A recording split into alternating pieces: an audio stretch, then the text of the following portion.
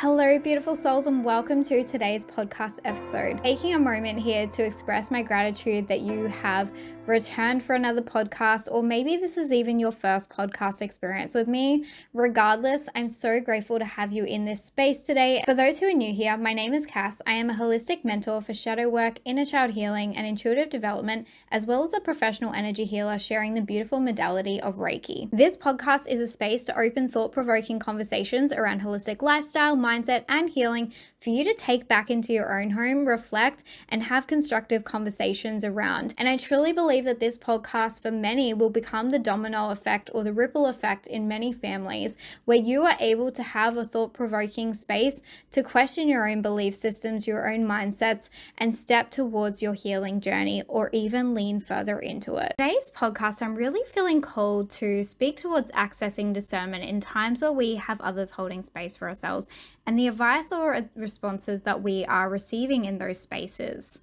I want to provoke some reflection around a few things that really need to be considered when stepping into a space where you are asking someone to be a safe space holder or a soundboard for yourself. And soundboarding or space holding may be that you are seeking advice. It may be that you're seeking motivation or validation. It may be that you're just seeking compassion or a space to feel seen and heard. There are so many different ways to utilize these spaces. Accessing discernment is so incredibly important because many have never truly been taught how to hold space in a healthy way. Many have never taken the time to heal their limiting beliefs or even recognize them as limiting. There are many who live their entire life from their conscious 5% and never expand the rooms they're in to new lifestyles or opportunities or new core language or emotional intelligence. Many continue to live their entire life from the preconditioning that they received as a child. And so you may know someone who was born in the same city that they died in. They never tried different hobbies. They never tried different routines. They stayed very close to what they knew for their entire life and never really questioned anything, just accepted that that's the way life was. And with this type of mindset means that it's very difficult for them to hold visions beyond what their ego safely has solid awareness around. In the coming months, I'm holding a masterclass called Safe Soundboard, and it's about understanding the different types of soundboarding spaces and where your strengths are in holding space, whether you're someone who is motivational for expansion and growth, someone who is best at showing compassion, and a whole range of other forms of soundboarding and space holding. If this is something that interests you, you can find the details via my socials and access it through the Foundations of Healing program. The reason I mention this class amongst today's episode is that many don't actually know how to be a healthy soundboard and what is appropriate to receive from a soundboard or a space holder. When we lean into a connection for soundboarding or space holding where they are either giving perspective, provoking reflection, or even simply just listening, there are many times your ego is going to surface into that CEO mode that I've mentioned in a previous podcast episode, where you're going to premeditate your responses before you have even received them, which then can convince you to actually manipulate the tonality and core language used to express what you wish to share or soundboard through this connection. The problem with this is often we are putting words into other people's mouths, provoking responses and reactions that perhaps never would have occurred in the first place, simply because we're acting out of the need to protect ourselves from criticism. We've already made up our mind how that person is going to view ourselves in the way that we provide the information that we wish to soundboard or provide within this safe space. We've already internally told ourselves and our inner child that this isn't entirely a safe space and that there's still room for judgment in this space that we need to be fearful of. By internalizing this mentality, we're actually creating deeper fear within our inner child and starting to block our throat chakra towards being in our self-expression. So we're actually disadvantaging ourselves from getting the most out of this space simply because our inner child now doesn't feel comfortable to be in its full expression and be completely seen and heard. When you come to someone requesting a soundboard or a space holder, it's so important to access discernment around what advice and thoughts are being shared with you so you're aware what applies and when they are simply just protecting their own limiting beliefs. Often, at times, they may actually be projecting their own limiting belief systems onto you, or many will attempt to keep you small with the benefit that they will have that feeling of being superior in achievements. It's important to know that no matter what the conversation is that you're soundboarding, no matter what tonality you use, no matter what type of core language you use, in this situation, you are not going to be in control 100% of the way that it is received from the other person. You are not in control of the way that they view this as a whole and a full circle moment, the way that they analyze it, because they're seeing this through their own vision, which is the byproduct of their own upbringing, their own experiences, and their own core belief system. Something that's really vital when going to someone and asking for a safe space to soundboard or be heard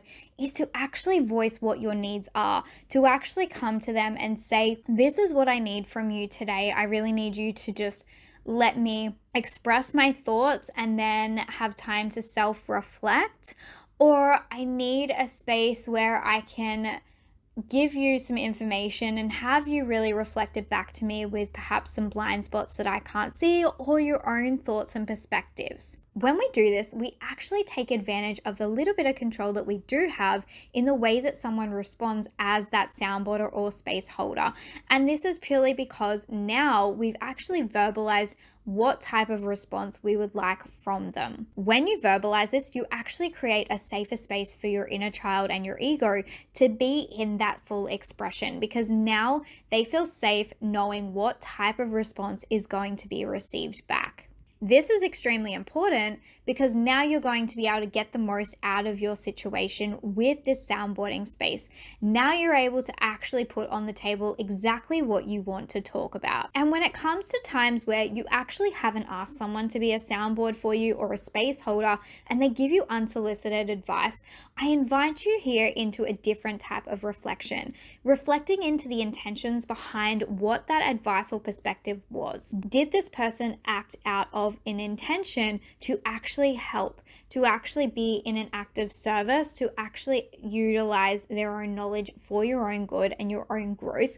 Or is this just soothing their own ego? Is this unsolicited advice for their own benefit? Is it for their own gain?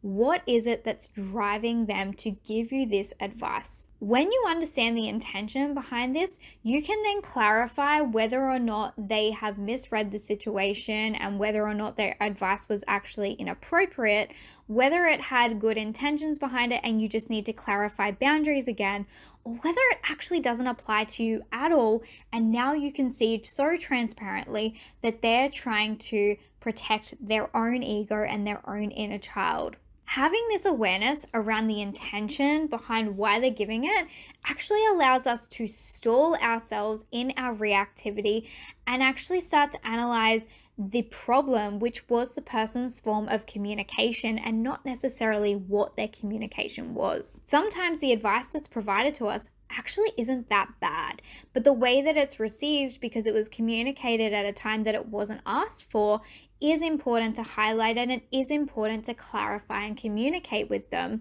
that that isn't the best way for you to receive guidance and advice from them.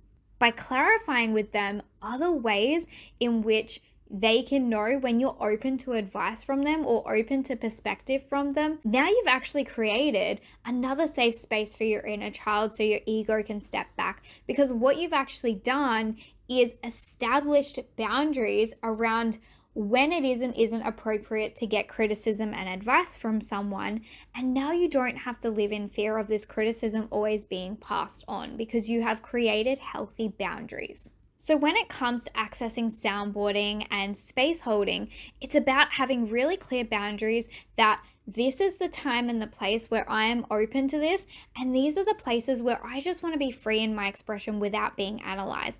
And it's so important that you communicate this with other people. Communicating these boundaries with other people is going to be so important for you actually allowing the space for you to heal, to be present in your own thoughts, in your own energy, without actually having to worry about external perspectives. Now you can focus on what's coming up for you, not what is coming up for everyone else around you who's analyzing you.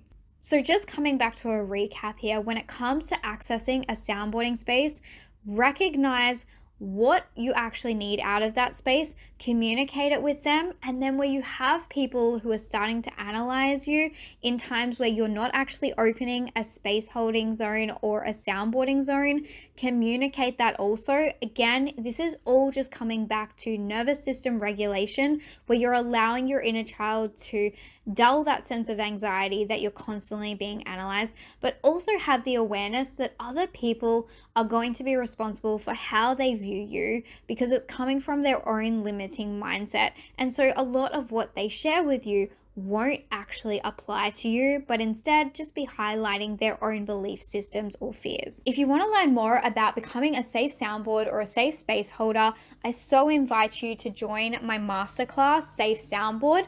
You can find all of the details over on my Instagram or my website and access it through the Foundations of Healing program. If you enjoyed today's podcast, I so invite you over onto my social media. Leave me a comment. I'd love to hear anything that's coming up for you after this conversation, or anything that landed that you really want to highlight.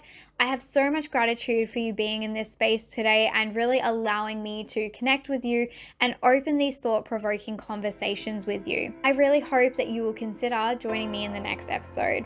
Have an incredible day.